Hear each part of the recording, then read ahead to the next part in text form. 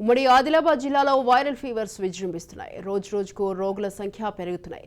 రోగులతో ఆసుపత్రులు కిటకిటలాడుతున్నాయి. ప్రతిరోజు 50 నుండి 60 మంది వరకు పేషెంట్స్ జ్వరాల బారిన పడుతున్నారు.